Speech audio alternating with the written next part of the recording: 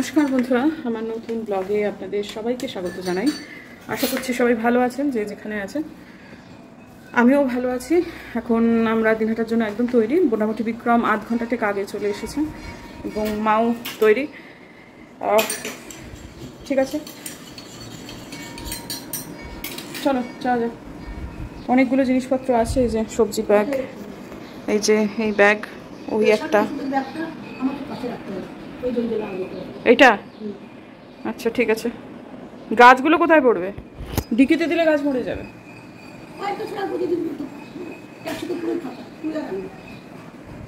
ঠিক আছে। হাইডেনজিয়া বাঁচাতে পারবে তো? হাইডেনজিয়া বাঁচাতে পারবে তো? নাহলে বলো, এখনো রেখে দিচ্ছি আমি শিলিগুড়িতে।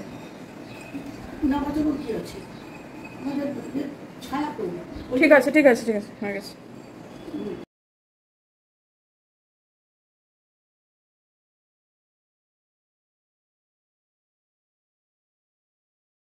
তো রাগ হয়ে যাচ্ছে আমার, সব কিছুতে জল ঢেলে দিল। ওই বিশাল বড় একটা চেন টানা ব্যাগ আছে না, বিশাল বড় লাল রঙের, ওই ব্যাগটা নিজে দোতলা থেকে একতলা টানতে টানতে নিয়ে এসছে। হ্যাঁ, আমি ওই জন্য অপেক্ষা করছি যে বিক্রম আসে। এত হেভি না ব্যাগটা। আরে না, আমি তখন স্নানে ছিলাম। আমি এটা অপেক্ষা করছি যে বিক্রমকে বলবো যে বিক্রম ভাই একটুখানি ব্যাগটা নিয়ে যাও, বা আমাদের এখানে একটা ইয়ে আছে, ওকে একটু রিকোয়েস্ট করবো। আমি তো সবই রিকোয়েস্টের ভিত্তিতেই, যে একটু ব্যাগটা নিচে দিয়ে জানা ভাই। এই যে বলবো, মারা তর্ষায়নি নিচে নিয়ে গেছে, কোমরটা দেখো বেঁকে গেছে।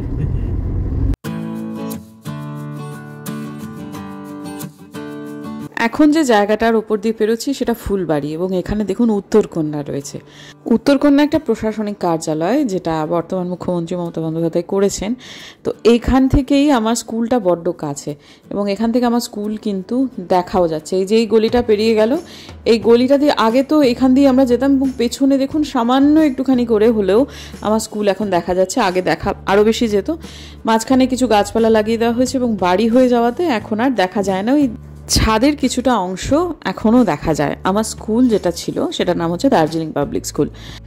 যাই হোক, মাকে দেখাতে দেখাতে যাচ্ছিলাম, সাথে সাথে বিক্রম অবশ্য জানে, কিন্তু মা স্কুলটাকে খুব দেখার ইচ্ছা ছিল।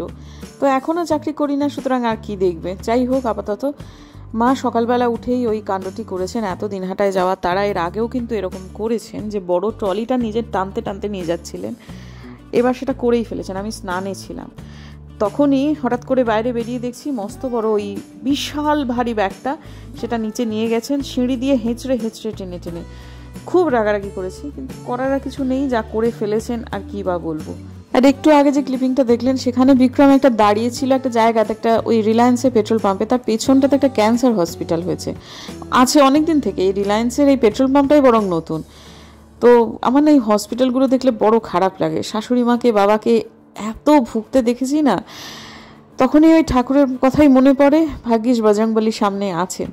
তো যাই হোক, আপাতত মারও খুব মন খারাপ হয়ে যায়। আমি বললাম সেটা, যে মা দেখো ক্যান্সার হসপিটাল। আর তারপরে কিন্তু আমার আর মায়ের কোনো কথা হয়নি, কিন্তু আমরা দুজনেই ঠিক ওই একই রকম মন খারাপ নিয়েই বসে আছি। মা তো ওই বাবাকে নিয়েই ভীষণভাবে এখনও প্রচণ্ড আপসেট হয়ে পড়েন। মাঝে মাঝে এখনও ভাবেন যে এটা হয়তো করা যেত, ওটা হয়তো করা যেত। কিন্তু আসল কথাটা ওটাই, যে নিয়তি টেনেছিল, কারোরই কিছু করার ছিল না, এগুলোই হতো।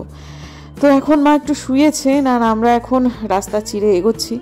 যত এগোচ্ছি তত মনে হচ্ছে গাড়ি বোধহয় আর ঘোরানো যাবে না, গাড়ি বোধহয় আবার ঘুরিয়ে শিলিগুড়িতে মাকে ফেরত নিয়ে যাওয়া যাবে না। এখনও কোথাও না কোথাও একটু আশা আছে, মা যদি বলে চল মা একটু ফেরত যাই শিলিগুড়ি, কিন্তু সেটা আর হবার নয়। এই আশা তো আশা নয়, এটা দুরাশাই। তো এখন যখন এই জঙ্গলটা দেখছেন, তখন সেটা হলো একটাই, সেটা জামালদহ খুব কাছে চলে এসেছে। জামালদহের রাস্তাটা খুব সুন্দর, জানেন তো। আর কতগুলো জিনিস দেখলাম জানেন, এই পুরো রাস্তা জুড়ে কত যে ডালে ডালে ফুল ফুটে থাকা জবা দেখেছি। এখন যেমন একটা পাস করলো, মানে হাজারি জবা, মানুষে এত সুন্দর রাস্তার উপর আছে কি করে, এটাই ভাবি। আমাদের শিলিগুড়িতে হলো ডাল ভেঙে নিয়ে চলে যাবে, কিন্তু না, এই জায়গাগুলো আছে খুব সুন্দর। দেখতে দেখতে রামকৃষ্ণ সুইটস চলে এলো। মা এখানে একটু ওয়াশরুম গেলেন, এবং তারপরে আমরা যেহেতু সকালবেলা শুধু চা বিস্কুট খেয়ে এসেছি, তাই মা বললেন একটু লুচি খাবো। তিনজনেই একটু লুচি খেয়ে নিলাম। তারপর লুচি খেলেই যেটা লাগবে সেটা হচ্ছে পান, কারণ অম্বল হবেই হবে। সেই জন্য কুচবিহার জেলায় চলে এসেছি। তার প্রমাণ হচ্ছে এই যে ভাগা সুপুরি এবং ছোট ছোট পান। আর একটা ছেলেটার হাতে দেখেছেন তো কাটারি। এখন তো আমি ছোটবেলায় সবাইকে ছুরির কনসেপ্টটা ছিলই না, সবই ছিল ওই কাটারি, এবং কাটারি দিয়েই সব ঝাড় ঝাড় কেটে ফেলতো। আমি না কুচবিহারি মানুষকে বঁটির ব্যবহার সে অর্থে খুব একটা কিন্তু গ্রাম্য মানুষকে করতে দেখতাম না। সবারই বাড়িতে যে কমন অস্ত্রটি থাকবেই রান্নাবান্নার ক্ষেত্রে, সেটি হচ্ছে কাটারি। ছেলেটাকে ব্যবহার করতে থেকে খুব ভালো লাগলো। আর এই হচ্ছে নেশার আর এক সামগ্রী, ভেজা সুপুরি, ছোট পান। এ কুচবিহারের মানুষটির গালে থাকবেই, পুরোনো দিনের মানুষ তো বটেই। তবে বন্ধুরা, কেউ কিন্তু এমনিতেই ভেজা সুপারি খেতে যাবেন না যাদের অভ্যেস নেই, মানে কেলেঙ্কারির বাবা হবে বিশ্বাস করুন, কেউ খেতে যাবেন না যাদের অভ্যাস নেই। আর তখনই হঠাৎ করে দেখলাম এই এক ভদ্রলোক বিক্রম বললো, তোলো তোলো বৌদি, তোলো তোলো। অদ্ভুতভাবে পা দুটোকে ঝুলিয়ে মোটর বাইকে করে যাচ্ছে। ব্যাপারটা কিন্তু ঝুঁকিরও, এই রাস্তা কিন্তু দ্রুতগামী যান চলে রীতিমতো। তো যাই হোক, হয়তো বা আশপাশেরই মানুষ এরকমভাবে চালিয়ে অভ্যস্ত, সেই জন্যই। তো এখন কুচবিহারে তো ঢুকে গেছি। ধান, কিছু ধান পেকেছে, কিছু ধান কাঁচা। কোনো কোনো জমিতে না কাঁচা পাকা ধানের সংমিশ্রণ রয়েছে, এত সুন্দর লাগছিল দেখতে, কিন্তু ক্যামেরায় সেরকমভাবে ধরতে পারলাম না। তারপর কোথা থেকে এত ঘুম পেলো কে জানে, ঘুমিয়ে পড়লাম। বিক্রম এবং মা দুজনেই তুলে দিল, ওরে তুতি এই দেখ বুড়ির পাট চলে এসেছে। তখন ধর্মর করে উঠে বসে কোনো ক্রমে আমাদের কলেজটাকে তুলতে পারলাম। এই কলেজ, যে কলেজে আমার বাবা পড়াতেন এবং এই কলেজে আমরাও পাশ করেছি। এই কলেজ থেকেই পাওয়া যে বেতন, তাতেই আমরা প্রতিপালিত হয়েছি। শুধু এখান থেকে নয়, আমার মাও চাকরি করতেন, এটা ঘটনা। তবে এই দিনহাটার কলেজের গুরুত্ব আমাদের কাছে অনেক, এবং দেখতে দেখতে অনেক কিছু পেরিয়ে যাচ্ছি। শিশু নিকেতন স্কুল, যেটা আমার জীবনের প্রথম স্কুল, তারপর টাউন হল, তারপর হলের মাঠ, এখন এরপর পেরোবে হচ্ছে থানার শিববাড়ি। এগুলো দেখতে আপাতভাবে ভীষণ আপনাদের কাছে সাধারণ মনে হচ্ছে, কিন্তু যার ব্লগ আপনারা দেখছেন সেখানকারই মেয়ে। আপাত দৃশ্যগুলো আপনাদের কাছে খুব সাধারণ মনে হলেও অনুভূতিগুলো আপনারা প্রত্যেকেই বুঝতে পারছেন। নিজের জায়গা তো, এখানকার প্রত্যেকটা ধুলোরও গুরুত্ব আমাদের কাছে অনেক। হয়তো বা আপনার বাড়ির ওই একটা ছেঁড়া কাঁথা, যেটার মূল্য আপনার কাছে প্রচুর, আমার কাছেও তাই। যদিও এগুলো ছেঁড়া কাঁথা নয়, এগুলো মহামূল্যবান জিনিস। যাই হোক, বাড়িতে পৌঁছে গেছি আমাদের কমলিনীতে। প্রচুর জিনিসপত্র, এবং মা নামার পর থেকেই অদ্ভুতভাবে একটু পাগলামি শুরু করে দিয়েছেন। সেটাকে হ্যান্ডেল করতে আমি যে কমলিনীর ভালো করে একটু ছবি তুলবো, সেটাও হয়নি। তো মমিনাদি এবং এখন সোনাদি, মানে আমাদের যে মায়ের রান্না করে যে দিদি, এবং অন্যান্য ঘরের কাজগুলোও করে, সোনাদির মেয়ে এসেছে আজকে, সোনাদি আসেনি। এই জায়গাটা নিয়ে আমার সাথে মায়ের প্রচণ্ড ক্ল্যাশ ছিল, কিন্তু মা আমাকে কিছু ইনফরমেশন তখন দেয়নি, যেটা আমি এখন এসে বুঝতে পারছি। সেটা হচ্ছে সোনাদি অসুস্থ, সোনাদির অপারেশন হবে, এটা আমি জানি, কিন্তু শুনলাম সোনাদির হিস্টেকটমি হবে এবং সেটা কালকে। তা আমি মার ওপর প্রচণ্ড খেপে গিয়ে বললাম যে তার 2 দিন তুমি একটু আমার কাছে থাকতে পারতে, ওর মেয়েটা এসে মায়ের কাজ করে দিয়ে যাবে, এটা ঘটনা। কিন্তু আমার যেন মনে হচ্ছিল যে মাকে আর কটা দিন রেখে দেওয়াই যেত, কারণ যাই হোক না কেন বাড়িতে একটা রুগী, অপারেশন, হিস্টেকটমি তো খুব সাধারণ অপারেশন নয়, আর দিনহাটা হাসপাতালে ল্যাপারোস্কোপি হবে এমন সম্ভাবনাও নেই। তার মানে পেট ওপেন করে এত বড় একটা অপারেশন হবে একটা মানুষের, তার বাড়ির লোকের পক্ষে মায়ের কাছে এসে নিয়মিতভাবে কাজ করাটা খুব ডিফিকাল্ট। তা সেটা তো মা জানতেন, কিন্তু মা ওই যে দিনহাটায় আসতে হবে। যত আমি চেষ্টা করছি মা যাতে একটু ভালো থাকেন, মা যেন এক, মানে কি বলবো, অদৃশ্য পণ নিয়েছেন, দিনহাটাতে যাবেনি এবং অসুস্থ হবেনি। আপনারা বলুন তো, এই বয়সে আপনারা তো হাঁটা চলা দেখেছেন, আমার মায়ের কি সেই ক্ষমতা রয়েছে যে মা সমস্ত নিজের কাজটুকু নিজে করে নিতে পারবেন? তার কর্মসহায়িকার ভরসা লাগবেই বা হেল্প লাগবেই, কিন্তু তিনি যদি অসুস্থ হন এবং তিনি যদি একটা ঠেকনা দিয়ে কাজ চালানোর ব্যবস্থা রাখেন, তাহলে তো মায়ের চলবে না। সে ভদ্রমহিলা খানিকটা সেরে যেতেন, তার অন্তত তিনি হাসপাতাল থেকে বাড়ি অবধি পৌঁছে যেতেন। তারপর মেয়েটা খুবই ভালো, যে মেয়েটাকে সে পাঠিয়েছে তার কন্যাই পল্লবী, কিন্তু তারও তো কিছু সীমাবদ্ধতা আছে। তার মা যদি হাসপাতালে ভর্তি থাকে, সে বেচারি কেমন করে আমাদের বাড়ি করে তার মাকে দেখাশোনা করবে? অন্তত যতদিন সে হাসপাতালে ভর্তি আছে তার মা, তাকে একটু রেহাই দেওয়াই যেত, কিন্তু মা সেটা করেননি। এবং এসে পর থেকে মা এমন কিছু কাণ্ড কারখানা করছেন যেটা একেবারেই আমি মেনে নিতে পারছি না। মানে পাগলামি, জিনিসপত্র এখানেই রয়েছে অথচ মা হারিয়ে ফেলছেন, মানে চোখের সামনে দেখিয়ে দিচ্ছি তাও যেন খুঁজে পাচ্ছেন না। এই করে করে আমার যে আজকে এত দেরি হয়ে গেল, সেটা আর বলার মতো নয়। এরপরে মা হঠাৎ বললেন যে খুব গুরুত্বপূর্ণ একটা জিনিস আমার মা শিলিগুড়িতে ফেলে গেছেন, অথচ সেই জিনিসটা আমি নিজে হাতে ভরে দিয়েছি মার ব্যাগে, অথচ সেই জায়গায় কিন্তু জিনিসটা নেই। তাহলে মা বলছেন যে কি করে তাহলে হলো বল, তাহলে নিশ্চয়ই আমরা ফেলে এসেছি। আমার তখন খুব রাগ হলো। আমি বললাম সত্যি করে বলো তো মা, তুমি কি আমি গুছিয়ে দেওয়ার পর আবার ঘেঁটেছো ব্যাপারটা? বলে হ্যাঁ, আমি একটু এই জিনিস ওই জায়গায় একটু সরিয়ে দিয়েছি। তো এখন কোথায় কি সরিয়েছে মা নিজের মনে নেই। তার মানে বুঝতে পারছি যে মা রেখেছেন কোথাও একটা, কিন্তু সেটা যাই হোক খুঁজে পাওয়া যাচ্ছে না। আছে, কিন্তু মার এক্ষুনি চাই এবং সেটা আমার চোখের সামনেই চাই। এইবারে আমি গেছি ক্ষেপে সত্যি, কারণ অনেক হয়েছে ভাই, আর পারছি না। যাওয়ার সময় হয়েই এলো, এখন বাজে 2:30। আমি বলেছিলাম 2টোর মধ্যে বেরিয়ে যাব, কিন্তু এত হজপচ হয়ে গেল এসে, মানুষজন এলেন, তারপরে আর মানে মা কাজগুলো মানে মা আমার কথা শুনে চলো, এইভাবে এই কাজটা এরপরে করো, সেটা নয়, সব একসাথে খুলে ফেলেছে, যার ফলে গুটিয়ে নিতে খুব অসুবিধা হলো আর কি। ঠিক আছে, তাও যা হোক হলো। এবার বিক্রম খাবে, আমি খেতে পারবো না, আমার খুব অম্বল করেছে। আমার এখন যদি আমি কিছু খাই, আমি আর শিলিগুড়ি অবধি পৌঁছাতে পারবো না। তো আমার যা এখন রকম সকম, তাতে কোনোভাবেই 3টের আগে বেরোতে পারবো না। আর টুকুরের আজকে আবার 5টা থেকে টিউশন ছিল। আমি বলেছি জানাতানা প্রকারে আমি 5টার মধ্যে ফিরবো, তখন সেটাই বলেছিলাম, কিন্তু বেরোতে দেরি হলো। বিক্রম একটু স্লো চালিয়েওছে, আর তাছাড়া এসে এখানে মানে চরম দেরি হলো, চরম। অন্যদিন যে কাজ 1 ঘন্টায় হয়ে যায়, এবার সেটা অনেক বেশি টাইম লাগলো।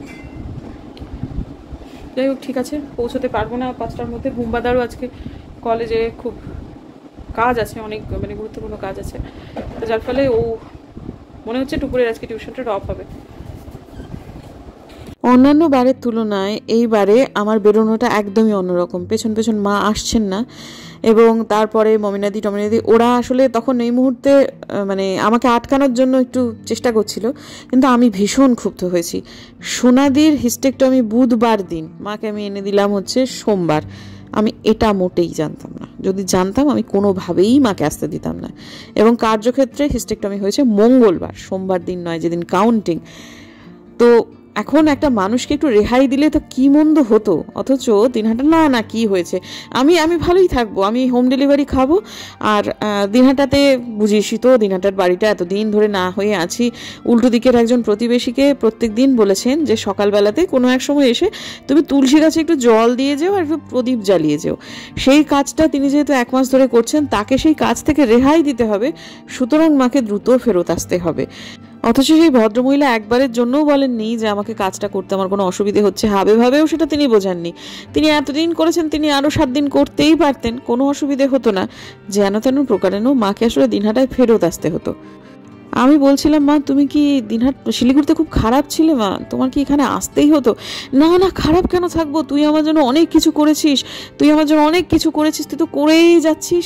হ্যাঁ, আমি কি সেটা বলতে পারি? আসলে মা, নিজের বাড়ির টান তো, বুঝিস তো। আমি বললাম সেটা তো তুমি আসবেই, আমি কি তোমাকে সারা জীবনের জন্য রেখে দেবো? কয়েকটা দিন পরে আসতে, তাতে তোমার একটু সুবিধে হতো। আর বলে ও তো অপারেশন হলে ও কি পরের দিনই আসতে পারবে? আমি বললাম ওর মেয়েই আসবে, কিন্তু ওর মেয়ে আসলে ওর মেয়েকেও তো একটু সুযোগ দিতে হবে মাকে একটু সেবা যত্ন করার। ও কোন দিকে বেচারি দৌড়বে, কলেজে পড়ে, কম্পিটিটিভ পরীক্ষার পড়াশুনো করছে, মাকে দেখবে, তোমার কাজ করবে, ও কোন দিকে দৌড়বে বলো তো মা? তো যাই হোক, সেসব নিয়ে প্রচণ্ড ক্ষুব্ধ আমি। আর তাছাড়াও মা পাগলামি করছিলেনও, অথচ এগুলোর কিন্তু কোনো প্রয়োজন ছিল না। সারা বাড়ি খোলা ছিল, মমিনাদি প্রত্যেক দিন এসে 3বার 4বার করে দেখে যেত। রাত্রেবেলায় মমিনাদি থাকতো, শুধুমাত্র একটা ঘর তালা ছিল, এবং সেই ঘরটাতেই আমি যখন খুললাম দেখলাম কোনো অসুবিধে নেই। মা বলছে মা নাকি মানে তালা খোলার পর আর কিছুই মানে গোটা দেখতে পাবে না, সবই নাকি ইঁদুরে কেটে দেবে। কিন্তু বাস্তবে আমি দেখলাম যেমন তালা দিয়ে দেওয়া হয়েছিল তেমনই আছে, কেউ কোনো ইঁদুর কোনো ক্ষতি করেনি। কেন যে এই পাগলামিগুলো করে মা, কে জানে বাবা। এই যে মাকে এত কিছু করে একটু খাড়া করে দাঁড় করিয়ে রেখে এলাম, ঠিক 3 থেকে 4 দিনের মধ্যেই আবার ধসে যাবে, আমি বুঝতে পারছি। কারণ বহু কাজ নিজেকে করতে হবে, যেটা এই বয়সে মার পক্ষে করাটা খুবই ডিফিকাল্ট। তো যাই হোক, আমরা রওনা দিয়েছি। মা কিন্তু আমাকে আটকানোর চেষ্টা করছিলেন যাতে আমি রেগে মেগে না বেরিয়ে যাই, সেজন্য প্রচুর চেষ্টা করছিলেন। সেই সময়টায় মাকে ওরাও সামলাচ্ছিল, মমিনাদি আমাকেও একটু ধরছিল, বোন 1টা ভাত খেয়ে যা, 2টা ভাত খেয়ে যা। আমি বললাম আর যাই হোক বাবা, আমি খাবো না, কারণ প্রথম কথা কষ্ট হচ্ছে, আর আমি ভীষণ রেগেও গেছিলাম এবারে। তো তারপরে আমি হনহন করে মানে আমি ভীষণ স্পিডে বেরিয়ে চলে এসেছি। মা কিন্তু পেছন আসার চেষ্টা করছিলেন, কিন্তু মা তো আর আমার স্পিডের সাথে পেরে উঠবেন না। তা আমি এসে জাস্ট দরজাটা বন্ধ করে বলেছি বিক্রম গাড়ি চালা। চালাও। ব্যাস চলে গেছে। তারপর ঘাড় ঘুরিয়ে খানিক পরে দেখছি মা তখন আসছেন, একটু ছোট্ট প্রতিমূর্তি মার দেখতে পেলাম।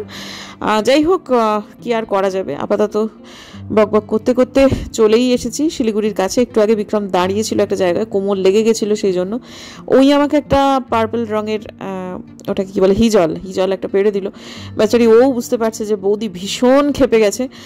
যতটা ক্ষেপে গেছি তত বেশি দুঃখিত বন্ধুরা। আমি আমার মাকে নিয়ে ভীষণ কনসার্ন। আমি জানি আমার মা কিভাবে ভালো থাকবেন এবং কিভাবে ভালো থাকবেন না।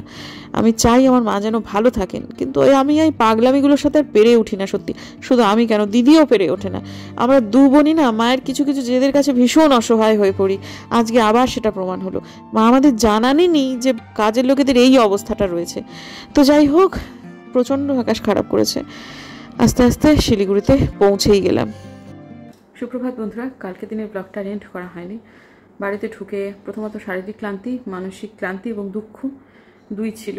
বাড়িতে ফিরে মার ঘরটাতে ঢুকে প্রথম একটা কাজেই ঢুকতে হলো, কারণ মা একটা জিনিস হারিয়ে গেছে কিনা সেটার জন্য খুব বেশি বিচলিত ছিলেন।